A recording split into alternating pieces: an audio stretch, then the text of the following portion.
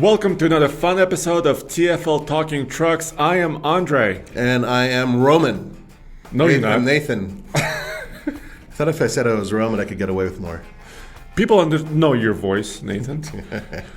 I can't even fake Roman's voice. On this show, Nathan, what I want to do is actually do a long-term update on two trucks, very important, very cool trucks. The Ford Raptor and the Ram TRX. That's right. We've owned both these vehicles for quite some time, long enough to drive them as daily vehicles, to take them off-road, to take them camping, to take them on long-distance trips. And this is sort of a wrap-up of what we've discovered with both these vehicles. Yes, and we just sold the Raptor on TFLbids.com. It was there. You could also sell your vehicle there. But before we start with the Raptor and the TRX long-term updates, I want to just say that this show is brought to you guys by our patrons. You guys, in fact. You can go to patreon.com/TFLcar. That's where you can find TFL Studios and all of us there. And I want to address a couple of questions from some long-term supporters on the show. Okay, are we going to do that first, or are we going to do that later on? How about we do it just really quickly right now? That sounds great. So I have a question right here on patreon.com from Julian Darrow. And Julian is looking for a heavy-duty truck. He's considering starting a hotshot business. Okay? Oh, okay. You know a lot about that. Well, he's looking at everything. Chevy Silverado 3500, F-350 Ford, Ram 3500 dualies. He has a budget of about 60 grand. Ooh.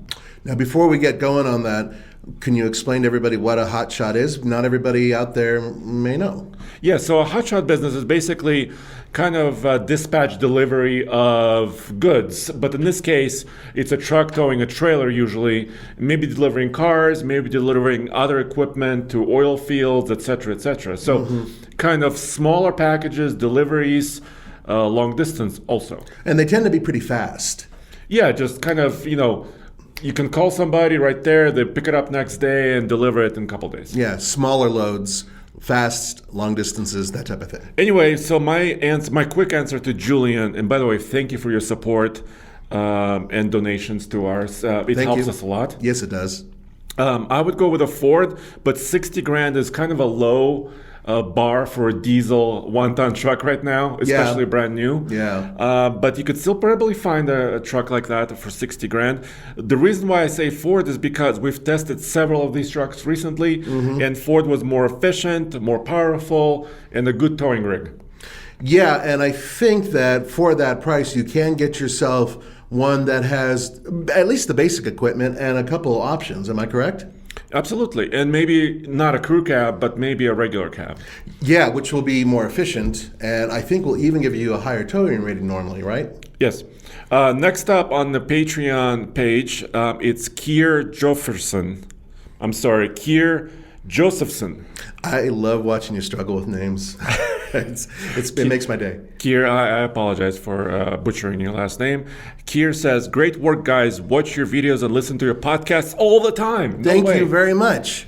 Okay, so no question, just a comment here. Thank you very much. Well, we appreciate that. Does it say where he's from? No. That sounds Scandinavian, and so if you are listening overseas, we appreciate that. I'm sorry about the time zone difference. And we apologize about everything that's happening in the United States, whatever it might be. I apologize for butchering your name. Yes, so there's a lot of apologies, but thank you guys so much for following us. We've recently received a lot of messages coming in from a variety of different countries, including recently Vietnam and Saudi Arabia. And Luxembourg, yes. And and South Africa just the other day. So, we know we have fans around the world. We're really appreciative of you guys. So keep them coming. We want to hear from you. Yes, and also recently we had picked up several more Patreons: Aaron Miller, Ramesh Lance, and James Trunz.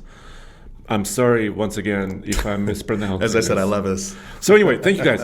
So why don't we kick this off with the Raptor, right? So we owned the Raptor for what, about 7 months-ish, give and take. Should we talk about its backstory? Yeah, a bit. And we purchased it actually in late 2020. So, like I said, several months ago. We put almost 6,000 miles on it. It recently sold, like I said. But this is kind of the good, the bad, and the ugly. So Do you want to give a little background for this truck? Now, first of all, we know that we even knew when we bought it that there was a brand new Raptor coming out, but we needed one at the time because we knew we were getting another vehicle, which we're going to mention, and we needed a benchmark. So one of the things we wanted to do was get what we felt was the best off-road truck in its class in terms of overall performance and capability, and that was the Raptor. And we scoured the internet looking for it. Roman actually pulled out a couple follicles of hair trying to find the right one. A couple of follicles? Because at the time, yes. I know right now new and used car prices are ridiculous. Even back then, Ford Raptors were going way over invoice, way over MSRP. People were boosting the price. Some of them were up to $100,000. Remember? Yeah, exactly. And this was about November of 2020. Right. Obviously, COVID was still in effect. Oh, yeah. In many, many areas around the country. Which didn't and help the world. looking for one. Exactly. And like you said, so what a lot of the dealerships were doing, and we were looking for a brand new truck. Yep. Because, well, I mean, we could have gone for a slightly used truck, but that wasn't the point. We wanted to be on the cusp as much as possible of brand new vehicles. And a lot of dealers make some updates, bumpers, lights, maybe even a winch, maybe a small lift, maybe paint bigger jobs, tires. wraps. And they're upcharging huge amounts, right? We, like you said, we saw $100,000, $110,000. These are insane pricing for these Raptors. We did finally find one after coming close on another one. We did find one for $77,000. Exactly, and it was a crew cab, and you may have seen it on our channel, of course. Yeah, we did dozens of videos with this vehicle. We've taken it to Moab, Utah, more than once. Yes. It's gone off-road, on-road, and it's actually proven to be obviously an excellent truck, which is why we wanted to buy one, because we wanted to start, at as high a mark as possible. But there were a few issues when we got it, and that kind of starts off the bad part of this. Yeah, and once again, this was a fully loaded vehicle, and we got it at MSRP. So we got it what we felt like was a good deal. Right. Yes. But it had some mileage on it that we were not expecting on top of everything else. Exactly. So Roman went to this local dealer, which actually had it not far from our office. Yeah. And he was doing some paperwork, and he was quite surprised after doing some of the paperwork, and this wasn't very clear to him initially. He got into the truck, and it almost had 1,000 miles. And he said, "What?" Normally, a vehicle, when it comes from the dealership, will have anywhere between a couple dozen miles to a couple hundred miles, max. Because that has a break-in many cases. Well, yeah, plus test drives, right? Yeah. When the vehicle is on the lot for a week or two or a month, It can accumulate a few miles, but not 1,000. Yeah, 1,000 miles. So ended up, what the backstory was, this truck was in a different state at the dealership. And then it was one dealer bought it from the other. Right. So this Colorado dealer purchased this truck, and it was actually driven. That's what it appeared to be. It was actually delivered by driving it about 500 or 600 miles. Which makes sense, although that didn't make a lot of sense to us because this is not a cheap vehicle. No. And rather than put it, have a hot shot, which we just discussed, Exactly. take it to us or someone else, they drove it, which that's a little off, and I still don't really like that excuse, but we had to deal with it. Anyway, and then it had only one key available. So everyone's like, what? One key on a $77,000. So the other key was at the other dealer, the older dealer that had it previously. So the key was being shipped. And then Roman got in it, and it had a couple of little quality concerns, little issues. For example, one of the buttons that was controlling the outside mirror adjustment was a little bit loose. Yeah. And then also Roman noticed the trim around the one of the vents, Air conditioning vents was peeling. Some of the plastic was peeling. Yeah, so it's kind of got like a chrome overlay on it, and it was kind of coming up. And bear in mind, this is a brand new vehicle that we spent an awful lot of money on. Now, fortunately, the switch was taken care of under warranty. Yep. No problems after that. And we were intending to take care of this little trim piece, but we just kind of let it go. We wanted to make videos with this truck. Right, so we couldn't keep it out for a long period of time, have them tear up the dash and replace it. We needed to get this thing out on the road, but it was just it really was just kind of a minor thing, just something that personally, as car and truck owners, we would have probably gotten in their face about under normal circumstances. But There are a few other things that this truck did that were, I would say, just a little bit irritating. But for the most part, I'm going to say that this vehicle gets A- on my report card. A-. A-. Not a full A. No. Or an A+. Not an A+. Okay. But not a B either. Okay. So let's dig into that more. Indeed. I would agree with you for the most part, yes, on the grading system. Because after about, like I said, about 5,700 miles, almost 6,000 miles with this truck, it never gave us an error message. No. It never stopped for some reason. And we drove it pretty hard, too. Yeah, we weren't light on It it. did a ton of drag racing, I tell you that. Yeah. And it did a ton of off-roading. Exactly. We are further in Colorado on some of the trails here near Boulder. Lots of towing, too. We towed long distance, in fact, from Colorado to Utah and back, Yep. which is about 700 miles of towing. Under extreme conditions. Over mountain passes, so and near the limit. For example, I was behind the wheel on this one trip where we had our utility trailer with an FJ Cruiser, Toyota FJ Cruiser on top of it, Right. which was pushing 7,500 pounds approximately overall weight, which is basically near the limit of this truck, which is 8,000 pounds. Which is one of my first issues with it. Go on. Oh, okay. So yeah, overall, as far as durability and actual, capability of this truck, it never hiccuped. It Yep. did everything it was said it would do. And it was a decent tow vehicle. But the towing, I think, is the biggest issue as well. So it did well towing, but its numbers are very low, both with payload and towing. And it's a squatty molly. That thing squats like crazy. And part of the reason why is because it has an off-road suspension that is specifically built to be very flexible. And so in order to get the best of both worlds, it's very difficult to make that balance. And that's for both Ford and Ram, and which we'll talk about in a minute. Yeah. So the compromise leads some people, including myself, to say, this thing really doesn't haul a lot. Its payload is minuscule. Let me put it to you this way. The Honda Ridgeline can haul more. I'm not even, that's not an exaggeration, right? No, What's the maximum payload on the one we had? So the one we had with every option, Yeah. you have to keep in mind. It had every option, When you so it's add heavier. luxury options and options to the vehicle, you're subtracting from its payload because Yeah. you're adding weight. It was 999 pounds. Less than 1,000 pounds payload Exactly. in a $77,000 pickup truck. Exactly. So that is why it doesn't get an A or an A plus. Mainly that. But they advertise what you usually see advertised either on Ford's websites or dealership websites for the Raptor Crew Cab is usually 1,200 pounds, which is technically true if you're buying a kind of a base model Raptor. Right, without the Crew real Cab, high-end seats and all that stuff. Big, huge panoramic sunroofs, massaging seats, you name it. So that's technically true, but once again, as we've told you on TFL Truck many, many times, every truck is different, right? Yep. And I agree with you, under 1,000 pounds, 4 of us would max it out if we got in there. That's 3 of us. And some depends on the day.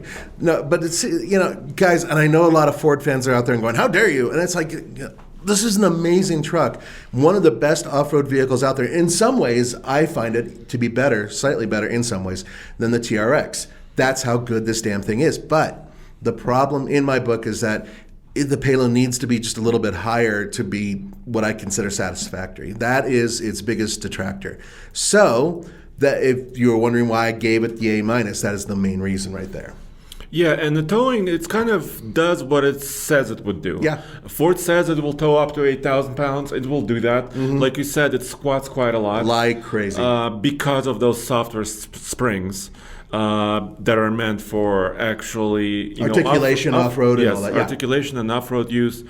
And if we rewind a little bit, right, this was a second-generation Raptor. Ford currently is not making a Raptor at this minute because the next generation, the 2021 third-gen trucks, are set to be coming out, within a few months of now. So it's kind of a one-year roughly spaced. Well, it's like a 200, half-year 8 kind of month, a whatever. hiatus right now. Yeah, and right? then remember, there's the chip shortage and all that other stuff, so Yeah. it might be delayed. So, and when Ford was bringing out the second gen, it was a first out in 2016 as a 2017 model year, right? Yeah. So this was, once again, they went to aluminum body, EcoBoost engine, which is a twin turbo V6. All new suspension setup. All new suspension, which later became that live valve in 2019. Which is a remarkable system. Yeah, the Fox live valve shocks. Instantaneous changes. And when they were bringing this out in 2016, 2017, Ford actually put this truck into the Best of the Desert series, which is basically kind of an organized event in several locations throughout the U.S. and even Mexico. Right.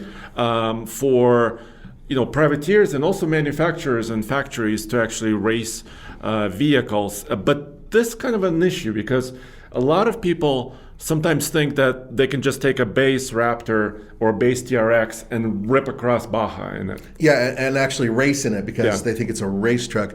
Understand this. These are not race trucks. They're not race prep trucks either. What these are pickup trucks that are super, super capable and very powerful, but in reality, in order to have a proper race vehicle, having a proper roll cage, having a fuel cell, all these things are required. Just at the base level, right? And then from there, some of the other trucks you guys are seeing bounding over the desert and flying up through the air, those are purpose-built trucks that are not even really trucks. They're basically race buggies that look like pickup trucks, mid-engine in many cases, all-tube frames, totally different suspension with super long travel, nothing to do with these trucks. So keep that in mind. I know a lot of people are just happy to go out to Glamis and jump one of these things over a dune at 90 miles per hour, and then they wonder why the airbags deploy or the frame bends or it turns into a rolling ball of death. That's because they're pickup trucks that are super pickup trucks, but they're still not race trucks. So we wanted to kind of throw that out there and make sure you guys understand that for those of you who are not super into this. But let's continue with the Ford and then move on to the TRX. Yeah, and also just to continue, just one more second, you could modify a Raptor or a TRX and get them, or another truck, right? And get them to next levels, right? You can build a roll cage. You can get a navigation system for racing, right? You can get the radio system put in. Sure. Harnesses, fuel cells. I've been in trucks like that that have done amateur racing. And bear in mind, once again, that you have to go through several loops or hoops in order to make this happen. And you're spending a lot more money, too. Right. And if you've seen other videos of people jumping these vehicles, you may notice some of them get really damaged. And it's not a great idea to take a truck that's worth between $70 and $90, even $100,000, and just tear into them like that. They're not meant for that. They are meant for abuse, but only at a certain level, right? And that's something that, once again, we really want to put that out there. Another thing to consider is, aside from the fact that these trucks are very expensive and very powerful, is the fact that they're really built for commuting. Both these, Ram and Ford had to keep in mind that a majority of the drivers who take these things from their house to work do it every day. And so they also have to be everyday commuters. And very comfortable, and they are. And very comfortable, and they're remarkably comfortable. So a lot of the stuff that you're seeing there, Roman likes to call them pre-runner trucks because that's like the highest level they really could achieve, which means they go to the race loop, Baja, whatever it may be, and the drivers will jump in this for a comfortable ride and go on the race course, but not at super high speeds, and do it for navigation reasons and logistical reasons. But that's as far as they go in his book, which I would agree with. So I just wanted to get that disclaimer out of the way before we continue on the Ford and then move on to the TRX. Yeah, so let's get some good, the bad, and the ugly. Once again, let's review. Okay. Right, so the good behind the Raptor, in this case, in my opinion, is just the level of comfort and luxury it offers. This was a fully optioned truck, so yes, it had every luxury feature. It did, yeah. Also, the good in my mind is the level of technology it offers. And I love tech, and we've done these videos before too, where almost everything is adjustable. And I'm talking about not just the throttle sensitivity and the transmission, steering, but also the steering, the suspension. It does augment your sound, which is not my favorite part. Yeah, and that's a whole different demerit. story because Yeah. it's a V6 turbo, and a lot of people have taken issue with this, right? Yeah. That the engine is, while powerful, 450 horsepower, it doesn't offer that sound that you expect. Which is kind of part of the whole package in some cases, which Ram really did capitalize on. But we'll get to that in a minute. Yeah, but still, whatever your opinion may be, this is still a very successful selling vehicle. And you can see it by the used truck pricing on the Raptors, the new truck pricing on the Raptors. Right. They're not going down, they're going up in many cases. Yeah, and some leaked information suggests that the next generation Raptor is going to start at even higher pricing than the second generation was, right? Yeah. So whatever the formula that Ford has here, and to some extent the TRX formula, is successful with the customers, right? Yep. The people who buy them. So those are some of the great things. Once again, technology it offers, the suspension, the comfort level it offers. But then there is not so good parts. Okay. And so let's name one. So fuel efficiency is not great. It's good, but not great. It's better than the TRX, but that's not saying much. Yes. And also these trucks, because they're high performance machines, they pretty much require high octane fuel. Yeah. I would not recommend any lower grade in these vehicles because it'll affect not only performance, but your fuel mileage too. And in some cases, you may actually hear a problem. Yeah, maybe knocking problems, some other problems, right. because these are kind of turbocharged and in many cases supercharged and a little bit higher compression, et cetera, and in order to get that 450 horsepower that you have, 91 octane, or in some cases, in other markets, in Colorado we don't have 93. No, 91 is like our main, but in other elevation. states and other areas, you could get 93 octane, Right. which can help create some slightly additional power. But yeah, and it gets expensive, right? Yeah. Obviously, you're buying an expensive truck. You're expecting, to spend money on it, insurance-wise and otherwise. But with pricing reaching $4 a gallon, maybe even more, closer to $5 a gallon. On the coast, yeah. Putting premium fuel in this puppy will hurt. You may have to swipe your card 3 times in order to fill up a tank on one of these things. And the thing about the Raptor is that it actually has a pretty good sized fuel tank. 36 gallons. And this helped with towing, going long distance, like we said, which is a great part of this truck. Yep. Great range, up to about 600 miles, not towing, maybe 300 miles with towing, 300 to 400 miles with towing. So a lot of good parts of this truck. The ride on this was a little stiffer than I kind of hoped. Stiffer than the first generation one that we had. We actually bought a first generation truck years ago when it came out at TFL Studios. This is back when we only had a couple channels. Yeah. And we drove the hell out of that truck. Even more, we had that one for a lot longer. And really, like 50,000 miles. Yeah, we put a lot of miles on it. But that had a better highway ride than the new one, by far. That's a definite opinion. And I think you're seeing a change in philosophy as far as Ford was, with this generation of the truck, especially in 2019 when they introduced the latest shocks, right? And they were looking for more control, more precision. But then in their comfort modes, still, it was kind of a little bit more taut. Nice and tight, and not quite as plush as some people liked. I would agree. So on my negatives, yes, I already went over those basically, which is payload. I will include ride, but I didn't dislike it. I just felt like it was a little stiffer than I was expecting, especially compared to the first generation model. But that's really it. Those are like the biggest complaints. That truck handles so well. It is a precision instrument in the dirt. You know what it reminds me of? It reminds me of a rally car, a tall rally car, especially when you compare it to the TRX. Massive rally car. Yeah, but it's so controllable. When you put it in the right mode, the Baja mode especially, which is its best mode, because as a rock crawler, it's kind of a long wheelbase and kind of a wide vehicle for that. You can do it, but it really is happy on the dunes and on dirt and that type of thing. If something like this driving through and pre-running Dakar, that'd be a dream. So really, really, really good handling vehicle, very sharp controls, especially in the dirt. So that's like my biggest love of that truck by far. And also on a mountain road, that's a handles paved road. great. Yeah. Especially when you kind of get the steering a little bit heavier. Well, I took it on the Yeah. on track at IMI. I actually, yeah. When you guys told me not to, I went onto the track.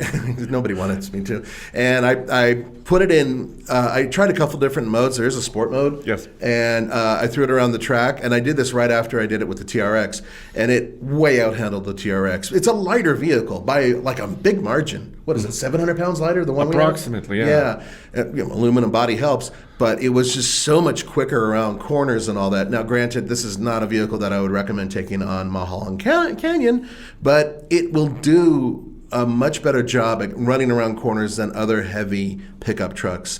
And that part is also pretty damn impressive.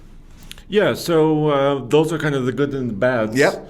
The ugly, we kind of reserved the ugly section for sometimes poking fun at vehicles, and I can't really think of a particular negative.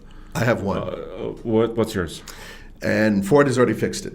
So it's sort of almost a moot point. But if you're looking at 2020 and before Ford pickup trucks, I find their interior quality to not be great. Especially like areas where you're actually placing your armrest areas, locations. The overall design of the interior I find to be kind of old and dated. And certain fitment just isn't good. The upper air conditioning vents that are on both sides of the infotainment screen, they never look like they're aligned correctly. Especially if they're peeling. Yes, if they're peeling, you really it draws your eye to it. So Ford has addressed that. The new Ford F-150 is light years ahead in terms of interior quality and design, but for the model that we had, that was an ugly issue. I just couldn't stand that interior for a vehicle that costs that much money. Yeah, I would agree. In the next generation, like you said, the 2021 regular better. Fords, and I was actually fortunate enough to be in the next Raptor's interior, right? And that was really plush. And very nice. And it makes sense that they would, of course, do that. And good for Ford for actually finding all the flaws and fixing all those flaws and listening to their clients. I do appreciate that. Yeah, but in general, every time, I had to run an errand here around the office or going somewhere, even going long distance, I always enjoyed getting in the truck. Yeah. It's pretty comfy. It's big, really good acceleration. But it's also got curb appeal. I mean, when people know that you're driving a Raptor, you usually get a smile or a thumbs up, unless of course they're Ram or Chevy fans, and you get a finger. But yeah, it's got a lot of character. It's a lot of fun to drive. So it's a great truck. So then, of course, the Raptor was unchallenged until this year. The TRX came along, right? What a beast! We have to remind ourselves that the Raptor came out really in 2010. Yeah. The original first generation, and so it's been about 10 years. Ford really opened up this whole segment for full-size, ultra-capable off-road trucks, and Ram, yes, they do build the Power Wagon, which is one of my favorite trucks. But first of all, that's a heavy-duty truck, and second of all, they don't quite compete. Maybe in price they do to a certain degree, but the Power Wagon is a much more utilitarian vehicle. It's a lot heavier. It is built for heavy-duty off-roading, solid front and rear axles. It's not like a Baja-style truck, so you can't quite compare them. It's a little too much apples and oranges, but we knew that they being Ram, was developing something else and using the Raptor as a benchmark. And that's when we found out later on that the TRX was coming.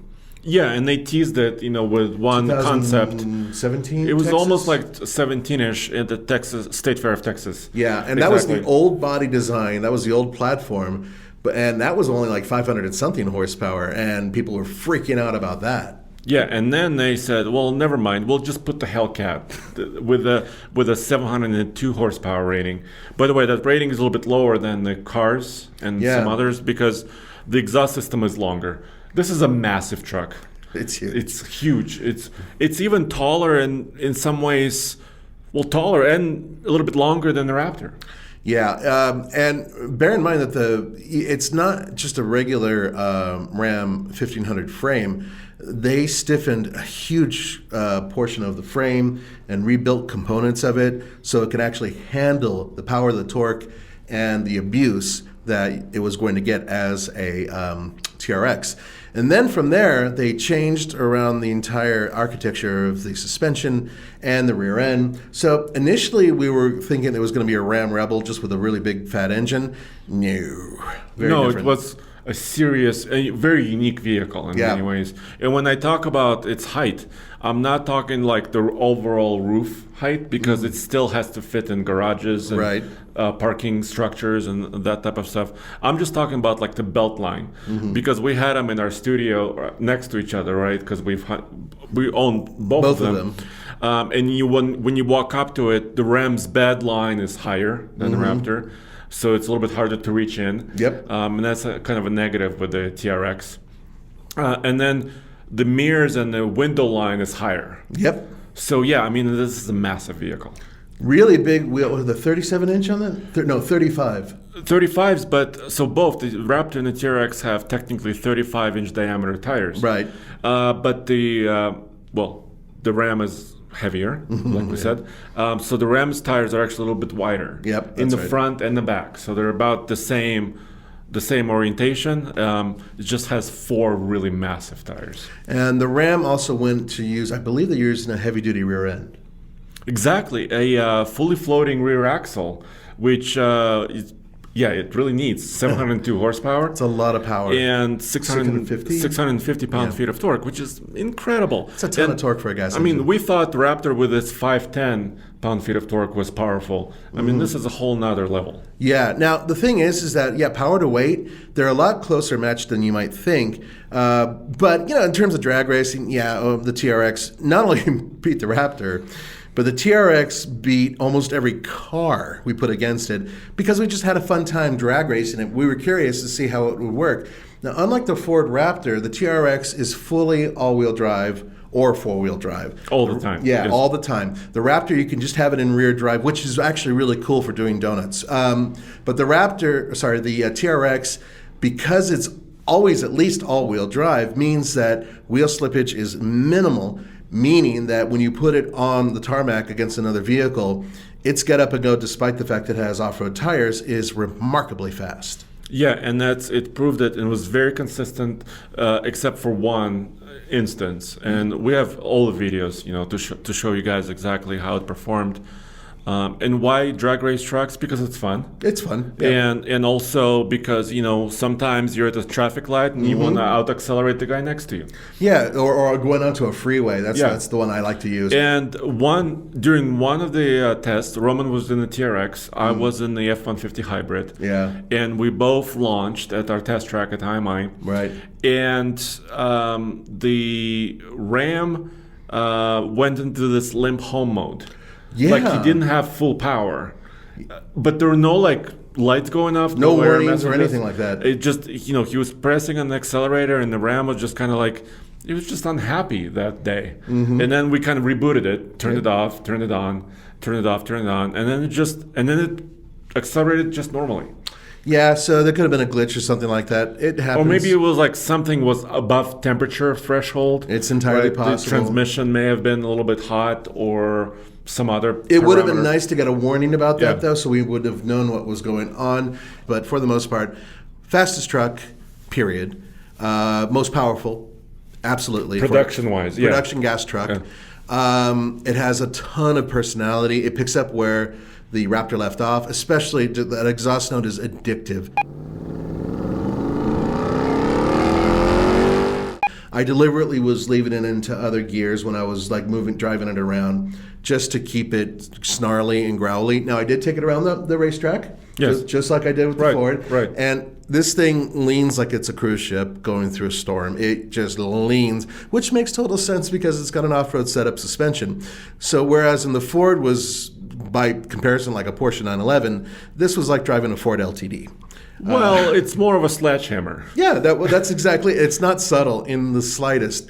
But there were a couple other issues other than that limp home mode, which is why it doesn't get an A+. There were a couple other issues, one of which had to do with something aesthetic that Andre detested.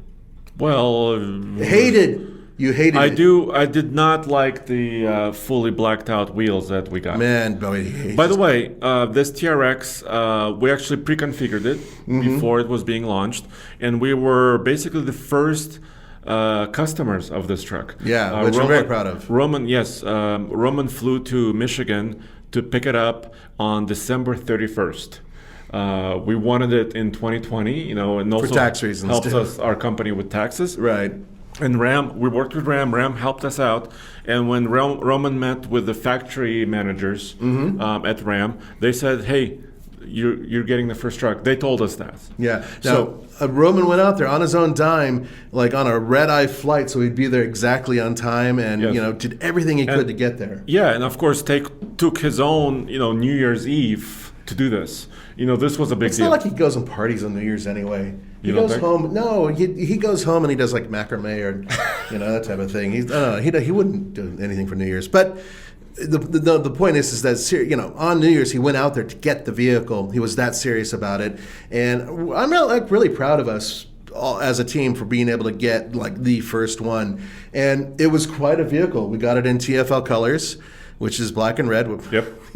Well, you know what? I really wanted that blue. The blue looks They have better. a blue TRX color, but we worked with Ram and also, of course, our friends at Johnson Auto Plaza, our local dealer. And the blue they were telling us the blue color was a little bit later. Yep. It was coming later in the build cycle. And we said, no, we want the first one. So the red was it, basically. Yep. I think we could have purchased a black one, but we Or a can't- white one, yeah, potentially. But the problem with those two colors is that, and the reason we don't buy black and white vehicles is because it doesn't look very good on video, especially really dark colors. It sucks up all the color around it, and they just don't look as good, and you don't see the lines. Or when the you- details. Or in it. the Yeah, details. yeah. And so when you get a proper color, certain hues work even better. The red looks really good on this truck. I mean, if you're watching this, the red one looks better on camera. So there it is. Yeah, and we have to be mindful of that, because that's what every truck that we test and purchase has to do. It has to look good. Right. Well, for you guys, I mean, if you want to see the details. Yeah, absolutely. So we talked about some of the goods, right? Acceleration, monstrous. Performance and sound, incredible. Although the interior is actually quiet. So if you're standing behind the truck and it accelerates, launches next to you, oh my God. It kind of sounds like an old fighter plane from World War II. It's just a beast. Really good V8 sound. Inside, it's like, you can be drinking a cup of tea. Which Roman does, with one pinky up. No, the thing is that truck really does feel like a nice squishy ride, like the first generation Raptor, and at the same time it has adjustable shocks. And they're different though. Yes, Bilsteins. We'll talk about that. But it is a very smooth criminal, and you don't really hear the engine unless you're really in it. And or you're opening all the windows down. Opening all the windows, which I do just for fun. But it has two different personalities, and it's interesting how different they truly are. So then, some of the negatives maybe. I already mentioned one, and it has to be kind of the massive size. I thought it would be just as difficult or easy as the Raptor to move around the parking lot. But the turning radius on the TRX, this is not scientific, this is my seat of the pants, I think is a little bit not quite as good of the turning radius, just because of the mass of this vehicle. And the width, Yeah, and the width, and the tires are really wide, Right. and all those aspects, of course, play into it. Loading this truck is a little bit difficult because of the height, once again. So those are a couple of small negatives. We configured it with a little bit more of a basic configuration, but it matched the Raptor on price when Almost we bought exactly. it. $77,000 Right. within like $50 of each Yeah, other. really super close. And the TRX currently is also incredibly expensive. Not only can you configure it up to like $95,000 or $100,000 from the MSRP, dealers are now also upcharging for these. Like crazy, and I hate dealers, to be honest with you. Most of them are absolutely Except the guys we work with. Yes, but many of them are unscrupulous, and they'll do this. They'll jack the price because they know someone's willing to give them an extra $15,000 to $20,000 Or $40,000 in some in cases. some cases to get their truck. And I just think that's I know you're going for profit, but at the end you're alienating your customers, and it's going to look bad down the line. These people don't think the long game, which is one of the reasons why I don't like many of these dealers. But as it is, if you configure it, even with a few options, you're really talking about an $80,000 truck plus. Yeah, and I mean, we just got almost the basics. We had like the one package above base. It's called the TR1 basically. TR1, that was and the TR1 gives you a couple things, but also like we didn't want the sunroof or the panoramic roof. We didn't want some of the other fancy leathers and carbon fiber. No. And there's a lot of bed options and stuff too. Yeah, but what was good about it, we gained some payload because we did not get those things. Yeah. So the payload in our truck was just over 1,300 pounds, which sounds not great, but compared to the Raptor, holy cow. We're talking about well over 300 pounds more, which is pretty significant. And it doesn't have a problem hauling that weight. We put pretty heavy things in there before. Right. Yeah, we hauled motorcycles with it, several other items, and then we towed similar trailers. In fact, we actually did an eye gauntlet head-to-head, the Raptor versus TRX, using some of the trailers from Transwest, another friend, a partner of ours, Transwest in Frederick, Colorado, and their Cimarron trailers, and both trucks squatted. Yes, they do squat. But actually, funny enough, if you watch that video, our eye gauntlet TRX versus Raptor, they both got towing the same MPG, which I was shocked. Because normally the MPGs are very different. The Ford is usually a lot more efficient. But there is a big problem, and it's a giant red flag with the Ram, and that is its fuel capacity. Yeah, so the TRX does not have as big of a tank as the Raptor. It's about 33 gallons. Still above 30 gallons. It's decent, and they could, I'm glad they didn't put in a 28-gallon tank, I guess. But the point is that this is a truck that, absolutely swills gasoline and sucks it down. And honestly speaking, the largest tank possible would be a good idea with this truck. So it's a little bit smaller in terms of its how much fuel it holds, and then in terms of its efficiency, it's not as efficient as the Raptor. Yeah, so in the Raptor, we could see between 15 and 17 mpg on a daily basis. This is not towing. Right. In the TRX, I was seeing 11 to 13. Which sounds completely, And it's also kind of within the parameters of the EPA ratings, so near those ratings as well. Some other owners, like our friend Shane, you could see him in the image behind us, the owner of the white truck. Shane told us he's seeing slightly better TRX numbers. Somewhere between 14 and 15. Well, he probably he's not as big and chunky as we are, and on top of that, he probably drives with a slightly lighter accelerator foot. So that's one of the problems with this truck, is that it makes you want to go faster. Absolutely, yeah. So the fuel efficiency is not. It's not great. Strength, obviously, that's pretty obvious. So size, fuel efficiency, pricing, which is really, really high on this truck. Those are some of the bad items, I would say, on this truck. Right, and we already covered the good, which is just crazy power. And also interior is pretty high quality. It's a much nicer interior than the current Ford Raptors, that's for sure. Ram has knocked it out of the park with their interior design and quality recently. And, a lot of even people who are not Ram fans fully acknowledge that. Is it too early to bring up a little bit of a disclaimer about their pricing and why it's not so bad, or should we wait? Which ones? Both of them. What, $77,000 and up? Why it's not a horrible price under my... Okay, I'm going to mention it now. Okay, real quick. So a lot of people complain, $77,000 or $80,000. Really, that's what you're going to pay for most of these at least. That's too much money for these trucks. Well, yeah, it's a lot of money. I mean, it hurt us, but consider the fact of what it would take to take a regular 1500 pickup truck from Ford, F-150, or the Ram. Let's say you got an FX4 package from Ford for a 2020 Ford F-150. Okay. And you wanted it to perform at the same levels as the Raptor.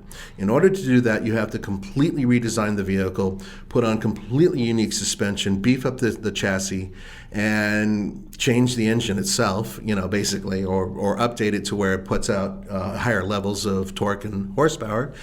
change the interior slightly so it can actually accept certain components, because bear in mind, you are talking about a completely different setup in terms of suspension, because that system in itself is its own unit, and it works just with the Raptor. When you take into account all the things that you would need to take an F-150 and turn it into something as capable as the Raptor, you're going to be in the $100,000 zone easily. Now, you can argue with me on that, but just look up the prices of what it's going to take not only to buy, but install professionally these components. It's extraordinarily expensive. Yeah, but there's also another kind of dimension to this, right?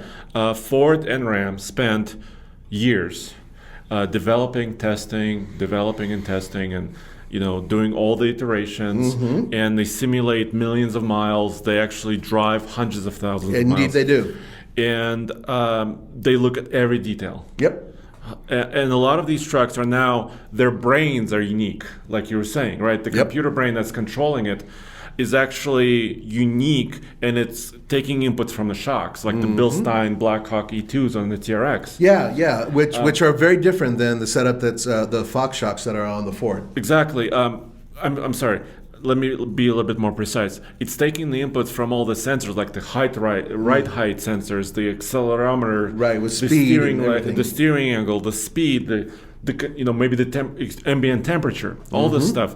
And it controls the shocks and the steering and the transmission and the engine. Right. It would be really hard to reproduce this, right? It will be really expensive to reproduce this. It's doable. I mean, hell, go to SEMA. You can find stuff. But once again, it's extraordinarily expensive to not only get the stuff, to buy the stuff, but have it put into your truck and make it work, because it's not going to happen the first time.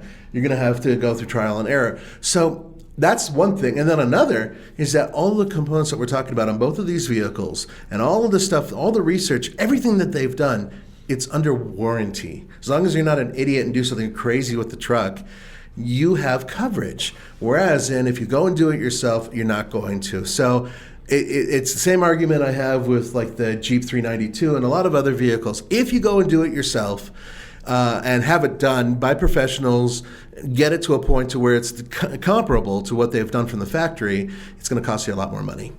Yeah, totally. And obviously we will see coming up some of the other high-tech trucks. The GMC Hummer is coming. Oh yeah, which is also a very big, heavy beast, but also very capable and very tech-laden. Oh yeah. I'm still curious about to see what GM will do with the next generation full-size trucks. Yep. Of course, Toyota is on the cusp of unveiling the Tundra. Yeah, we've been getting some teaser photos of the front end of the Tundra, which look very interesting because it looks a lot lighter than we expected. And we'll have more information on that hopefully in the near future.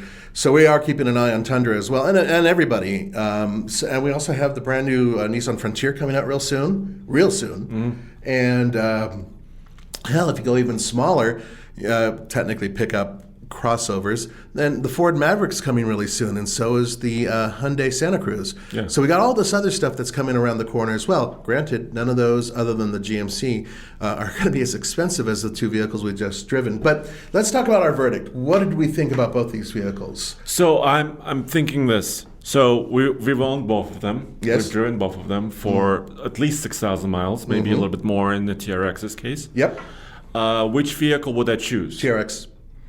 I love the Raptor, but the TRX, you guys know I'm a Ram fan, but only of certain Rams, by the way. But man, I mean, I don't care if you love Chevys or Fords. You get into this thing, it's just so much stupid fun. Now, I would never buy either of these trucks, even if I had the money to do it. Really? No, God, no. They don't make any sense for a guy like me. They make no sense. You could say, honey, we have the payload and the towing capacity and also the acceleration for safety. My wife was so ticked off when I had her inside it wasn't even our TRX, it was the one that we got as a loaner from previously. Right. And I brought it home just for one day. Yeah. And of course I had to take her for a ride because I love pissing her off. So I put her in the truck. And of course, at a stoplight, accelerate, and drive around. And she's just going, well, tell me what we would do with this. I said, well, we would take it camping. She said, you need this much horsepower to tow our tiny little trailer? Yes. I mean, what am I going to say? Well, we're going to help move, because you have a pickup truck, and immediately you become someone who moves friends and neighbors, right? Oh, you're going to use this that one was like an $85,000 truck. You're going to use this truck to help our neighbors move, and you're going to scratch up your truck. I couldn't even lie to her and go, yes, because I would say no. I would buy a truck that was like $30,000 less than this and nearly as enjoyable, and I would be personally very happy with that. I think that the price is just very difficult for your average, regular Joe, middle-class guy to afford. These are toys for the rich, I should say. Sorry, but I really do think that, because if you're going to buy something like this and you're going to actually use it, then you're going to put a lot of money into it as well, right? And probably you have 2 or 3 other vehicles that you can drive as well. Exactly. So it's a toy, and at the end of the day, as much as I love both of these trucks, I would select the TRX if I had stupid money, but I wouldn't get the TRX. Okay. I would also pick the TRX over the Raptor, and here's why. And I think it comes down to miles per gallon. Yep. Not miles per gallon or accelerations or just any particular attribute of it. In the Raptor, as soon as I got into it, I felt good. It's a Ford truck. F-150. Yeah, it's an F-150, which is very fast and comfortable, and yes, you get a little bit more attention in it, maybe. Mm-hmm. But every time you get on the TRX, or at least for me, it just I cannot help but not smile. Especially when you accelerate on the highway or something. Any like acceleration, oh my God, even so from good. 0 to 20 or 20 to 40 or whatever it may be, and just its sheer just commanding presence. Mm-hmm. I think the TRX takes it. It's a really good looking truck. It's funny because I know that some people are like, they didn't go far enough, and other people are like, oh, it's obnoxious. But there's an awful lot of people out there that feel that both the Raptor and the TRX are really good-looking pickup trucks, and I agree. The blistered fenders on both of them and the big hoods and the awesome tires, okay, maybe not the wheels in Andre's case, but wheel packages that are available, they look great. It's a really good-looking truck, and it's great for bragging. But at the end of the day, they really are toys that are not as useful in the workplace or not as useful, towing or hauling or camping or whatever, than their regular brethren. Yeah, absolutely. So there you have it, guys. Long-term updates on our trucks. Of course, as we turn over our fleet, like we just sold the Raptor, right? Mm-hmm. We'll be getting something else hopefully soon. Yeah. And doing more of this and letting you guys know exactly how these trucks behave in the real world. Now remember, for those of you who, and thank you again to our Patreon investors, I should say, if you have questions, then go ahead and post them, and we will bring them up on our next podcast. So please do that. We will be looking for those. Yeah, and also keep in mind, we'll take care of some of the truck questions here on the Truck Podcast. Right. But then Tommy and Roman, and sometimes you as well, do a car-based podcast. So if you have car questions, like recently on Patreon, somebody had a question about Mini and BMW. It'll be answered right there in the podcast. Yeah, Andre don't do BMW. Andre don't or do Mini. No Mini. No Mini for Andre. So thanks, guys, for joining us. We will see you next time.